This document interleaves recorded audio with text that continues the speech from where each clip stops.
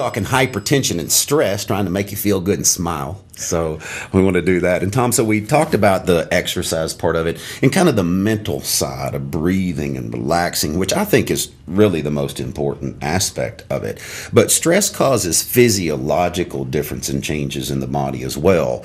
And the one thing that we know that helps with this process are basic minerals and nutrition. Sure. And the one thing that I have found more than anything else that helps is potassium, magnesium, mainly because inside the cell, potassium, magnesium resides, sodium and calcium outside. When you're stressed or when you need to do something, fight or flight or whatever, calcium enters that cell, flexes the cell, magnesium is displaced. If you're mag deficient, potassium deficient, then you don't have enough to go back into that cell to totally relax it. So you're calcium dominant inside the cell. Most people, the reason they sleep, but they don't really rest, because they lack the magnesium and potassium to truly relax those muscles to get that deep sleep. So the one thing that I have found that's a miracle worker in a lot of cases with people with hypertension and sleep problems is just simple minerals, magnesium, potassium. Mm-hmm. Well, also, you're hitting right on it, but as those levels increase, you're going to decrease the sodium. So that's the other thing. Yes. If you could either, and we've talked about this a lot, you don't hardly get enough sodium to harm you in foods. But once you go into processed foods, you've bumped it up. So you've gone from the half teaspoon a day up to about 2 or 3. I mean, it's 20 pounds a year now. So, wow. Yes. And so if you would just go back to eating your foods, the people, I have patients, they'll say, well, I don't put any salt on anything. I said, well, that's about 15% of where you're getting it. And they're like, what? Mm-hmm. I said, yeah. Yes. If you'll read, look on there how many micrograms are in your food. But anyway, you want to keep it below 200. But the thing is, your potassium increase is what's really going to help you.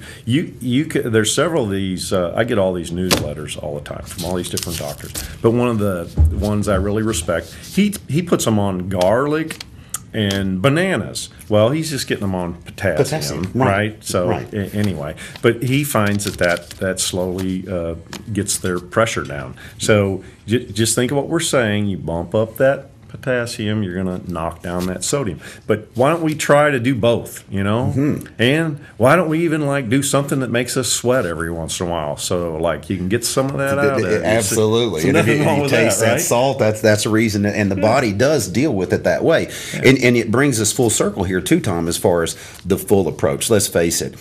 You do the breathing side of things and all that's going to help. Right. You do the diet side of things. It's going to help. You put them together, it's exponential. And then exercise. And the you're exercise, sweat, exactly. And you're going to get the breathing. So you look at those 3 components, and when you do them individually, you get some results. When you put them all together, it's almost exponential. It's not just 1 + 1 + 1 is 3. You do all of these together, and you've got a lot more that's working together. All the facets are there. Well, we talked about that. We talk a lot for in a many short shows. period of time. Yes, we do. But we talked about one specific thing is not really a panacea, and it's a terrible approach, people. I don't mind you taking your pomegranate juice. You can take 2 ounces a day for a year, and your blood pressure will go down 18 points. But the thing is, why not do all of these methods? Yes. Get all of the benefits. They did a study. They ate 4 tomatoes a day for a month, and the blood pressure went down 14 points. Now, is that good? Yes. But who's going to keep eating 4 tomatoes. 4 tomatoes every day, and then when you get in the winter, they taste terrible. Plastic tasting almost. Yeah. But another thing, it brings up another thing with me is when I sit in front of my meal, my mother used to make fun of me because I always smell my food for a minute before I eat it, and that's kind of like a prayer meditation to me, is being thankful. And I say prayer to myself and be thankful. And I think praying before a meal brings up another point as well. When people are eating under stress, that's one of the worst things you could ever do, because your nourishment levels and the assimilation of that food is hampered dramatically. Oh. So praying before a meal, smelling your foods, relaxing. Be calm. And I tell all of my clients. Don't be in the drive-up window going, honk, honk. Hey, come on, move out of the way. I got my burger to get here, bro. And so that's the one thing with all my clients. I tell them never, ever eat if you're stressed. Never eat, because not only are you not getting the nutrition from that food, but you're also gunking up the system as far as the digestion and everything else. When it comes to really the health as far as the digestive side, it's digestion, assimilation, elimination. And if you're not doing those three perfectly, you've got a problem somewhere. And most of the time, stress, especially mental stress, plays a big role in all three of those: digestion, assimilation, and elimination, for that matter. Well, you know that anymore, we're all out in the public. There's a lot of people on a lot of medicines, and some of the medicines that are supposedly to help certain things, it actually inhibits absorption of certain things. But anyway, the people that are hypertense are going to have a heart problem, right?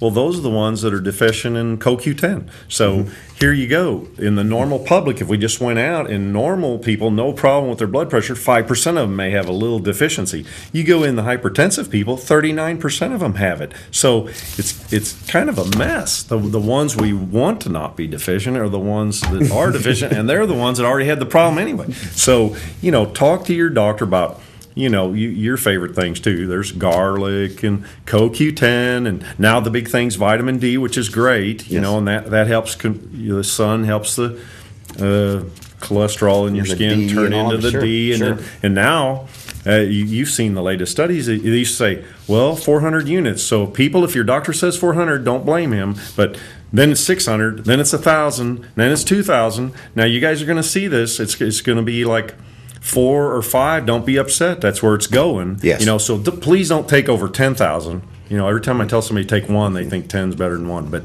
anyway, not everybody, but sure. Don't do that.